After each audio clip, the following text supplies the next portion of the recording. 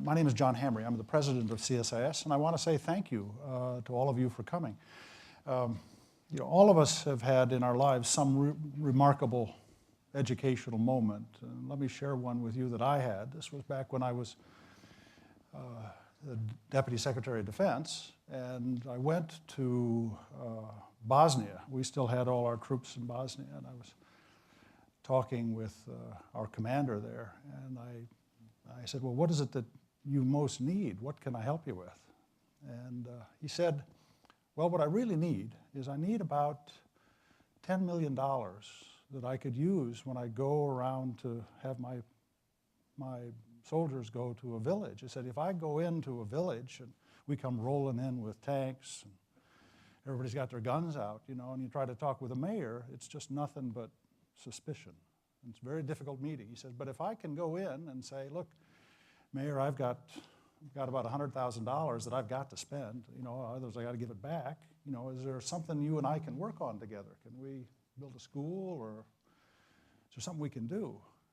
He said, it completely changes the landscape.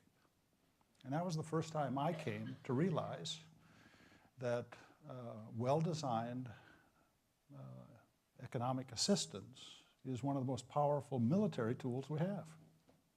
Now, we don't understand that in Washington. I learned that the hard way by talking to a guy that was working with it full time. That's what led us to try to do it was a project 4 years ago we called Smart Power.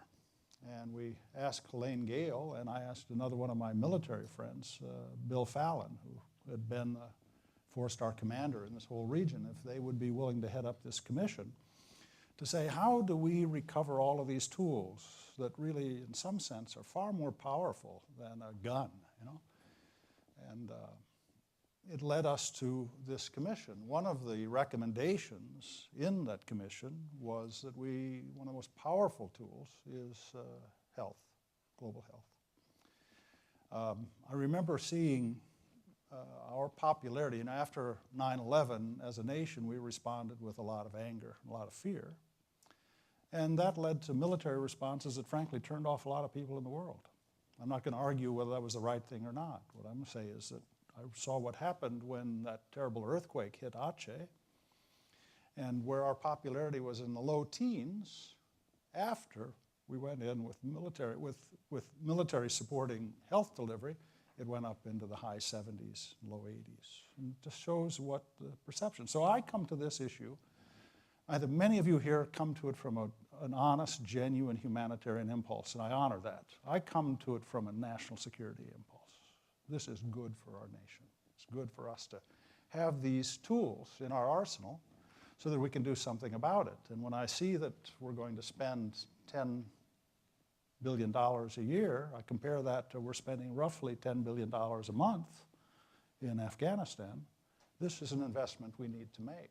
But that's a debate we're going to have in this country.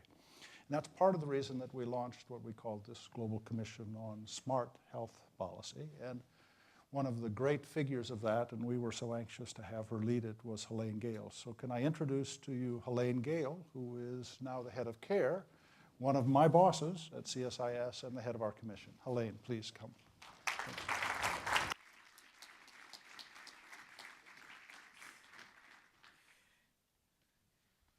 Thanks, John, for that very warm introduction, and welcome to everybody. This is really fabulous to look out and to see this crowd here gathered, and really very, very much looking forward to the discussion today.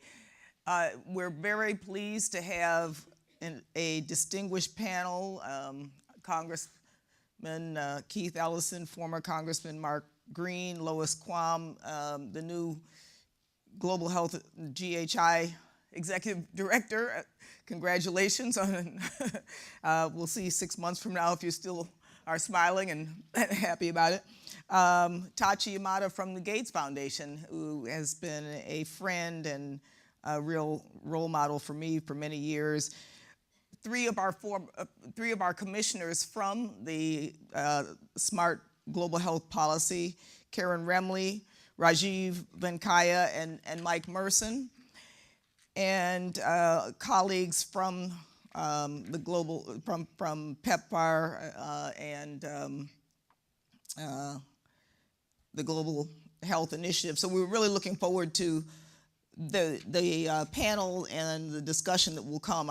We're here because, as John said, this is an issue that is critical. It's critical if you come from it from a sense of what's right and good to do, or whether you believe that it is the way that we're going to have the greatest impact on peace, stability, and security around the world.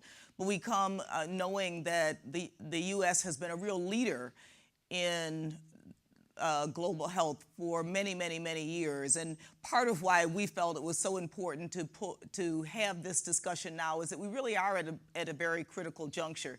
As Steve said in the video, and as we all know, these are really hard times.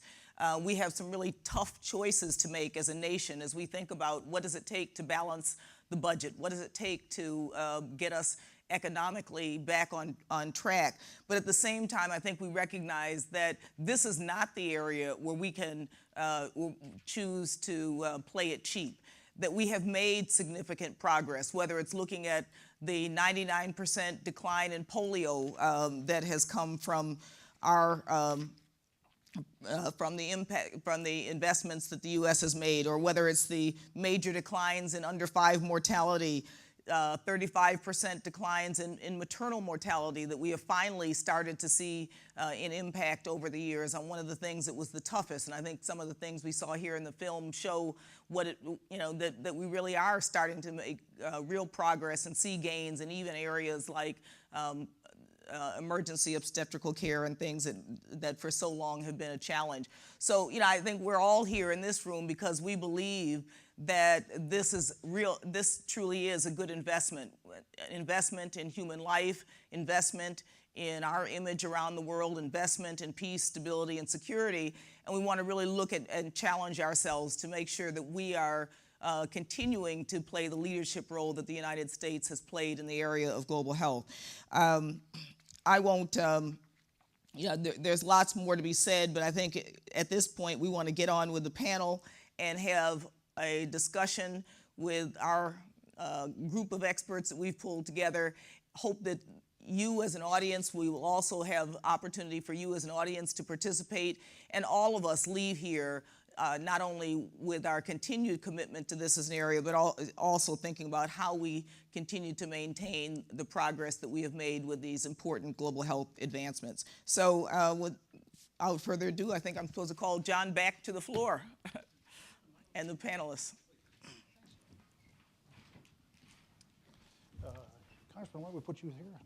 Put Mark, put you right in between. Yep.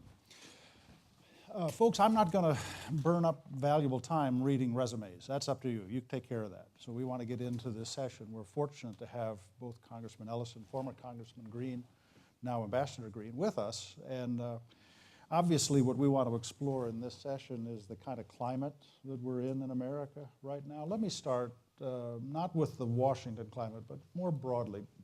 Congressman, you used to have to go back home to Appleton and Green Bay to talk to your constituents. Congressman, you go back to Minneapolis. Everybody's afraid of their future. When you're afraid of your future, you start thinking about me. It's kind of a me time.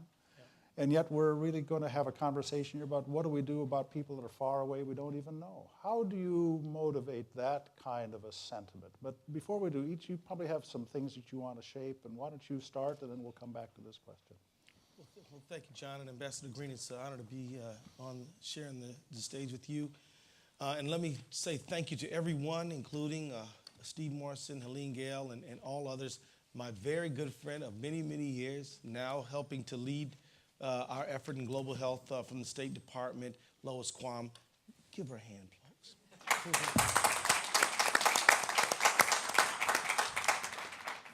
Well, I think that it is certainly a time where there is a degree of uncertainty.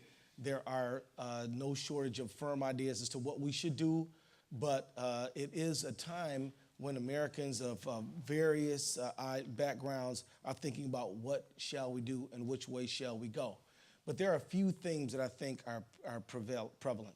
One of those is that there is a certain amount of anxiety, John, about what is America's future? I mean, we are a mature democracy. We have the oldest constitution in the world. As much as we think of our country as young, we've been around for a long time, and there is a certain sense that perhaps we don't know if our place in the world is ascending, stagnant, or declining. And people have spilled ink on this topic. But one of the ways that we can project ourselves in the world as a nation that is still on the ascent is by continuing to play an important role in the health, security, safety, development of the people of the world, particularly when Americans know that this is about 1% of our budget, and if they are confident that the dollars spent for the things that we say we're going to spend it on actually go to the intended beneficiary. When I'm lucky enough to have a father who is pretty dedicated Republican, and I'm a proud bleeding heart liberal, and we talk about these issues a lot. And I think the thing that both sides want to know is the dollar spent well? And so I think it's time for that conversation to take place. Nobody should be afraid of scrutiny, and everyone ought to be able to prove value associated with the American tax dollar. But I would submit to you that programs like PEPFAR, MCC, and a whole myriad of other ones that help deliver stability and good health to societies around the world are things that Americans will support if we take the time to actually explain it to people who are in a position to make a decision. And I'll say that the danger is the broad brush. We're just going to cut across the board. I think all of us have to resist this temptation to do this across the board thing. It doesn't make any sense, and it's not fair. Some programs are more effective, more efficient than others. But I punish the good with the bad. It doesn't create the proper incentives to strive well. And so just as a preliminary comment, I just wanted to say I think the challenge before us is making the argument that we have to go through the budget as we're embarking on this budgetary process, not to mention the debt ceiling debate we're about to have and the CR debate we just had and what seems like we'll continue to have, at least for the foreseeable, the short-term future. I think the important challenge is to encourage people to look program by program for savings, for value, and for real impact. Mark, please. Thank you. Well, Congressman, it's good to be with you, and John, thanks for the honor of being here. And this is an interesting day, an interesting topic, because if it's a topic that a proud Republican father and a bleeding heart liberal son can talk about, what's even more amazing is that a Viking fan and a Packer fan can actually share the stage and be civil to each other.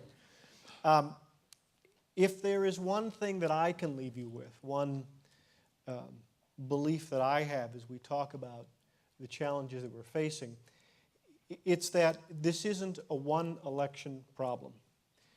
I hear a lot of discussion about the partisan challenges, and they're certainly there on Capitol Hill, but I actually don't think that partisan challenges are what are leading to our current challenges. I think it's something more profound than that. I think these recent elections didn't lead to the challenges. Perhaps they exposed some of the challenges. I think the challenges that we really face as we look to build toward the future, John, as you're pointing to, is that we have to understand how much time has passed and how many elections have passed since the marvelous tools of PEPFAR and PMI, they're really the foundation upon which GHI is built, since they were launched.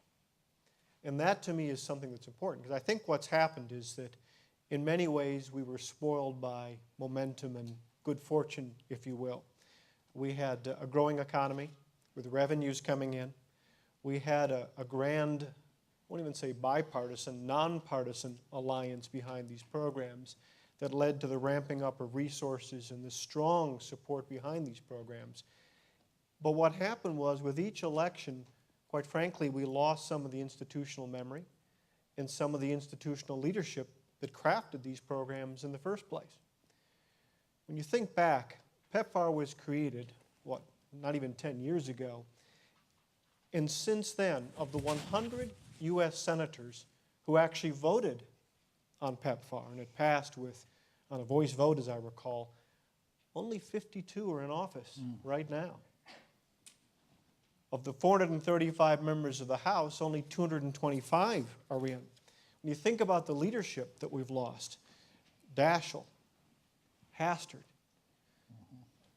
PEPFAR was reauthorized by Tom Lantos and Henry Hyde. God rest their souls. They've left the stage. When you look at the committees themselves, which were really crucial in crafting these bills, of the 19 members of the Senate Foreign Relations Committee who were on the committee helping to craft this, 3 serve today. And so what's really happened is, I think with these elections, we've turned around and suddenly seen the giants, if you will, the legislative giants of global health have left the stage. And so I think really what we have to do is go back to basics. I think what's happened to a lot of us is, we've assumed as we go to Capitol Hill, and there are some exceptions like Congressman Ellison, but we go to Capitol Hill assuming that there's a basic shared understanding of the value of these programs, of the benefits of these programs, when we engage in the discussion about the levels of resources that are necessary to make them strong and vital going into the future. And I think that's a mistake. I think instead we really do have to go back to basics. And we have to talk about why it is that we're engaged in the world, why it is that we're involved in global health, why this is not only the right thing to do, and I think we all believe that it is, but also, as both of these gentlemen have talked about, why it's the smart thing to do. I would argue that the importance of these programs is not merely, as important as it is, what we do for those in need around the world. We get an awful lot ourselves for it. When I had the honor of serving as ambassador, we used to talk all the time about diplomacy by deeds. And it was something that I believed in very strongly and continue to. You can talk all you want to. You can do all those op-eds and all those policy statements, and that's what ambassadors do. But none of that really matters, or none of that is comparable to the simple, concrete fact of a PEPFAR-funded clinic, or those bed nets that are getting distributed. As we look at GHI and the integration that is being proposed, I think is so very important in the building of the lab facilities and the investment in that health infrastructure. To me, that speaks more strongly, more loudly, more clearly about our values and does more to advance our image and advance our security interests than anything else that can be done, whether it be on Capitol Hill or at Foggy Bottom or wherever. And so I think what we really have to do is talk about back to basics, why we do this.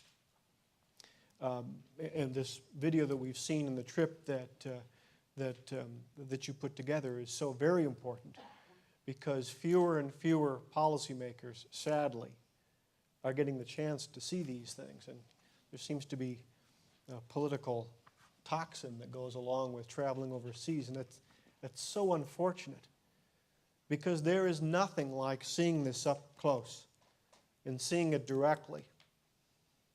And that's something that I think we really need to get back to, and again, get back to basics and talk about why we do this.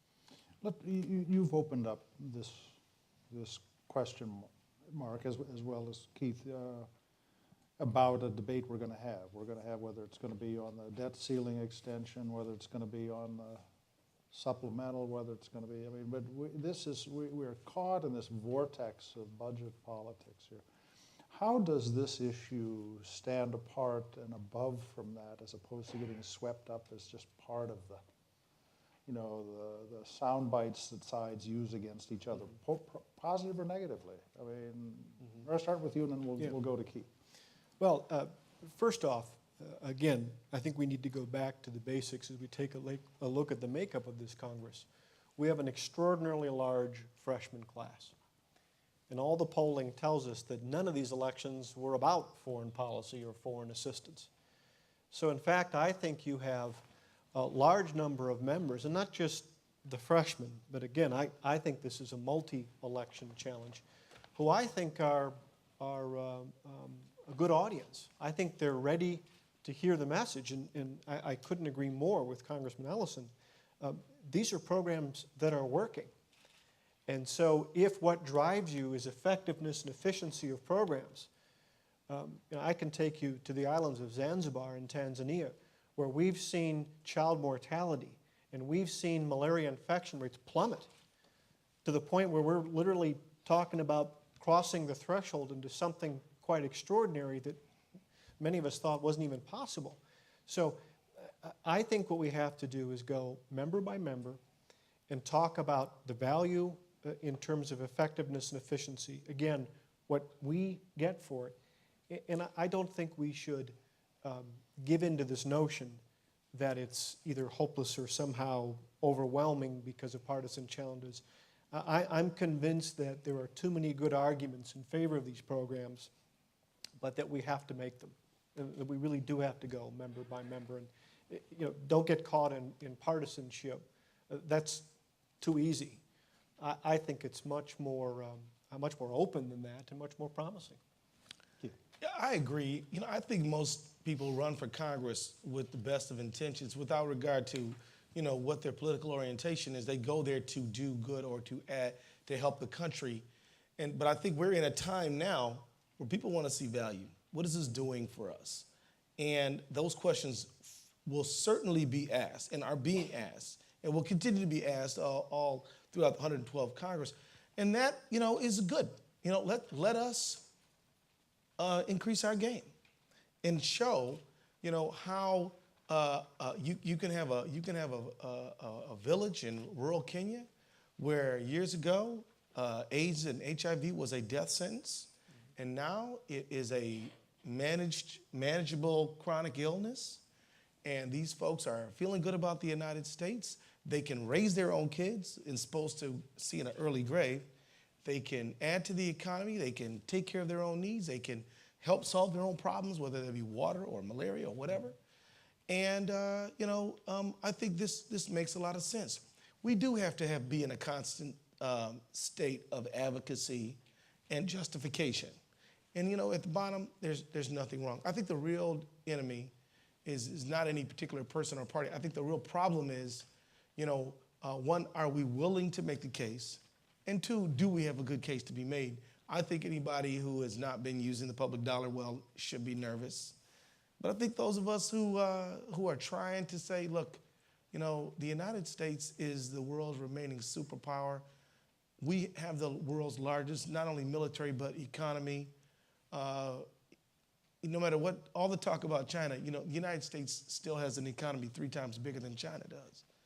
And we have a certain responsibility in the world that we can't, that has to be shared by the international community, but that we can't abandon. And I think if we show that that this is a good value program that brings real value, I think we can succeed. And so, you got to put on your salesman hat and be able to make a good argument. I think we'll be successful. Washington's a town where 90% of the discussion's about inputs, very little about outcomes. Right. It's we put in dollars and we don't know how to measure that output very well, and we kind of let the next year dollar input be a substitute for it. But I think that's changing, as both of you have said. So how do we get a stronger focus on outcomes? And how do we get out of this? I mean, we all use anecdotes, but anecdotes can be used to pull you down as well. So how do we do this? Congressman, you're in the middle of this debate. We absolutely have to build in metrics and outcomes as we set forth the program. As we conceive of the program, metrics and measurement must be built in from the very beginning. Because isn't it always the last thing that we think about? We want to go there and solve the problem. And of course, we're pretty sure our efforts will be effective, except for when they're not. And so the point is that we need to be more sophisticated about measuring outcome and be more deliberate in the very beginning. That means data collection as we go. There are ways to improve the efficiency of measurement too. And I'm pretty certain that one of the elements is being deliberate in the very beginning. I'm mindful that the principles that were articulated in the video, metrics were part of the presentation. That's smart. And we've got to make arguments to policymakers, people on Capitol Hill, everywhere, that look, we need to put into the budget, because you can't just wish for good metrics. You have to pay for them. That has to be that has to be accounted for in the budget from the very beginning. I am very optimistic when it comes to global health. I look at this as an area in which our policy is constantly evolving, constantly progressing, and constantly building upon the good work of those who were in office before. I'm very proud of the tools that were crafted under the Bush administration, again, with overwhelming nonpartisan support. And I think every administration and every Congress adds something to that. I think that the Obama administration, one of the elements that we're seeing that I think is a very useful contribution is an increased focus on monitoring and evaluation.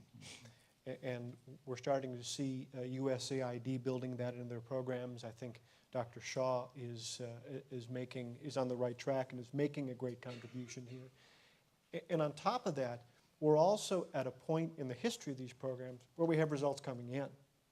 This is no longer speculative. We know that it works. And so now with these results, coupled with the increased monitoring and evaluation, I think this is precisely the time to take a close look, as the Congressman says, and I absolutely agree with him. And we need to force every program to re-justify itself. That's the nature of the time that we're in.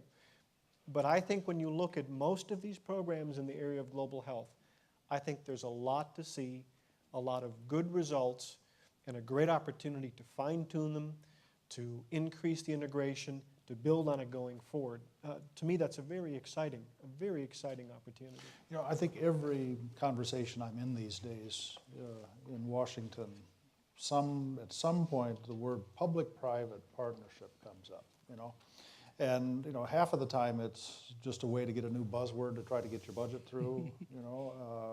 And the government isn't historically very good on public-private. You know, we're good at regulating. We're not particularly good at encouraging and shaping.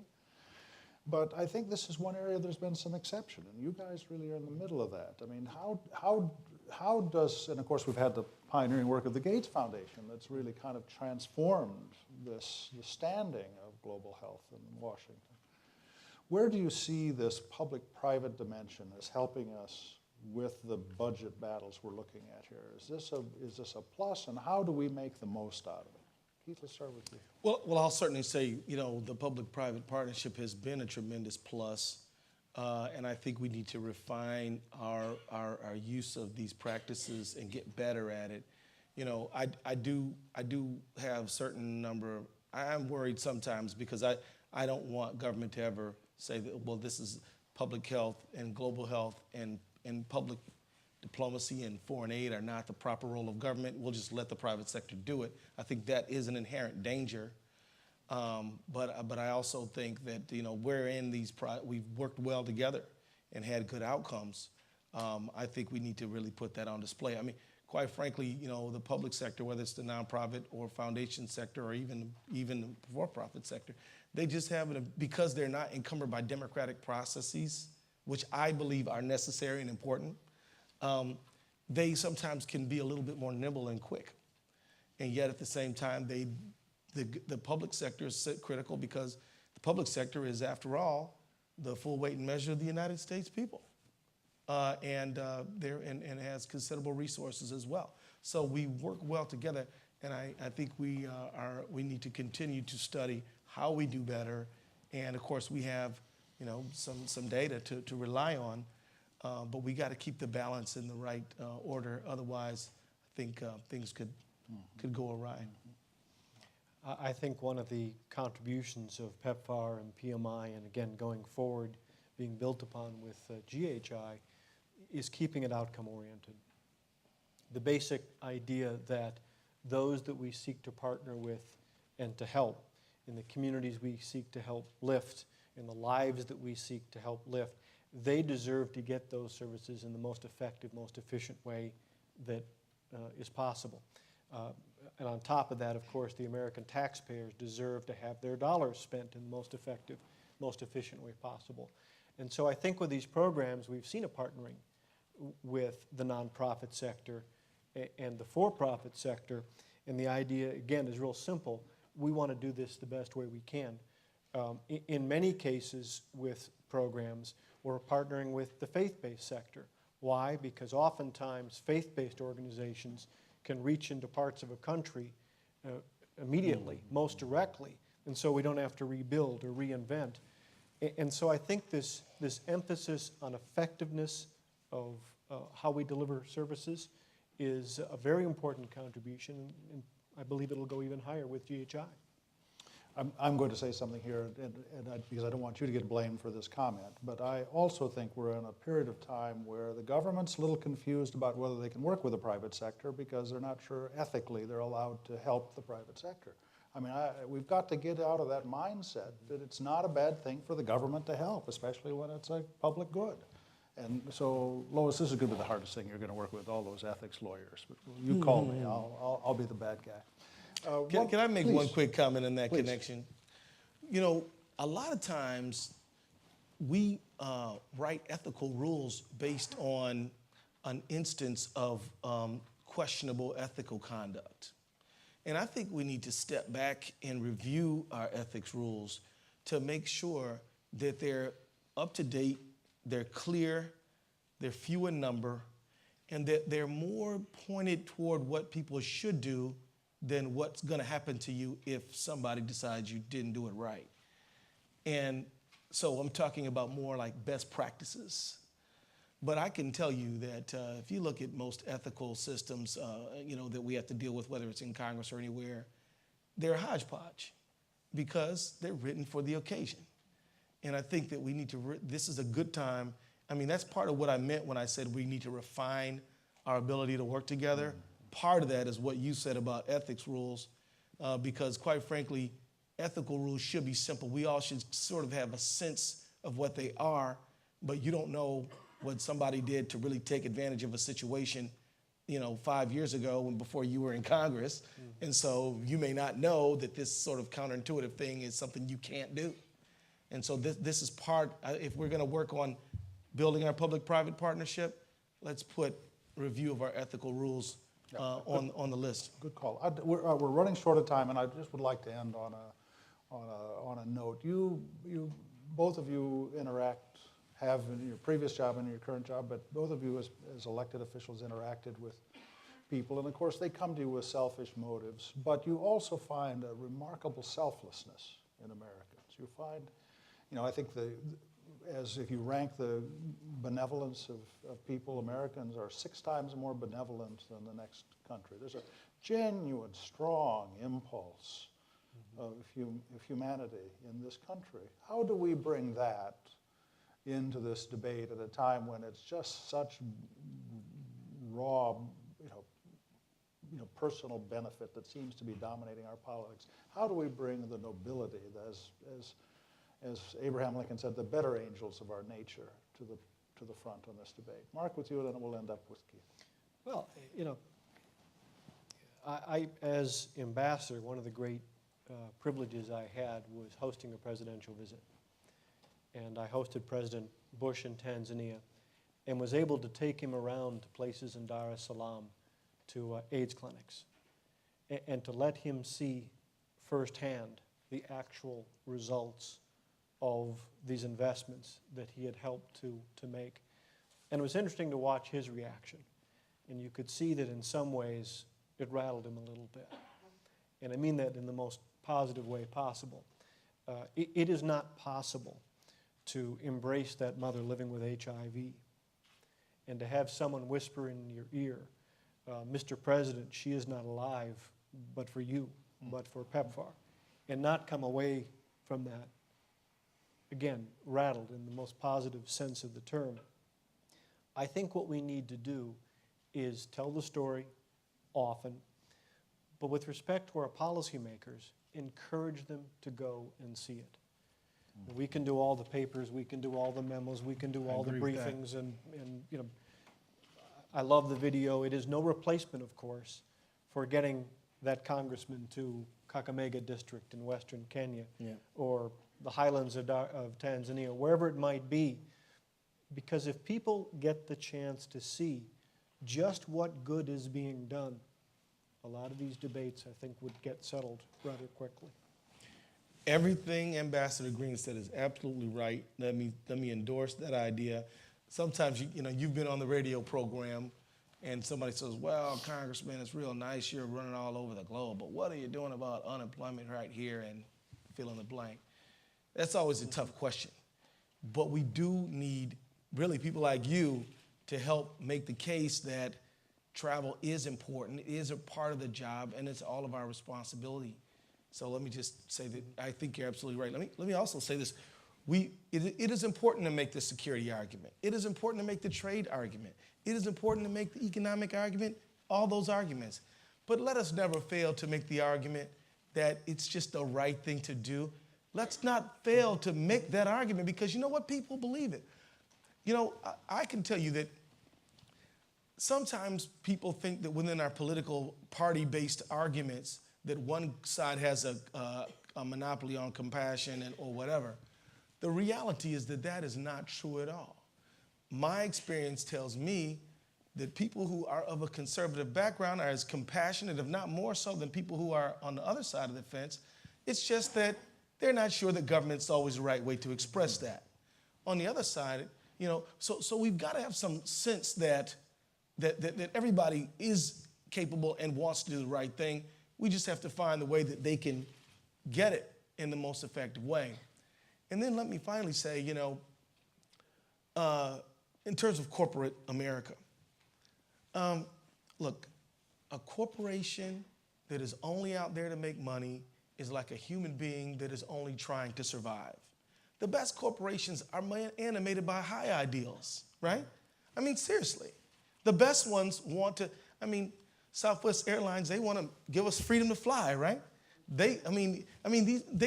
So my point is, let's set up the ethical rules in a way that allow everyone to do what they do best and give them the incentives to do that, making sure that certain things don't happen. You know, that this is not just a marketing thing, that there is some sincere and genuine interest in making sure that this country can develop its dairy industry so that people can have milk. You know, things like that. There are rules we can set in place to guard against the ethical abuses, but we shouldn't walk in assuming that they're going to be that way, and we should set the rules up in a way that basically put the incentives in so that the real benefit is accruing to the people. Just a few scattered ideas, but I've been thinking about this idea importantly because there's no doubt about it. In the world we live in, you know, the role of the corporate community is just too all-encompassing to simply say, you know, they're out to make a buck, so they can't be a part of this, right? So we've got to find a way so that they contribute in the most effective way that actually meets our aims to deliver greater, you know, development, you know, and things like that. Actually, I think if you could argue that if you can create the conditions where doing well and doing good are combined, then all the incentives are properly aligned. It's the best of all worlds. Something to work on. Folks, don't you wish that we had 535 members of Congress like this? Let's thank them with our applause.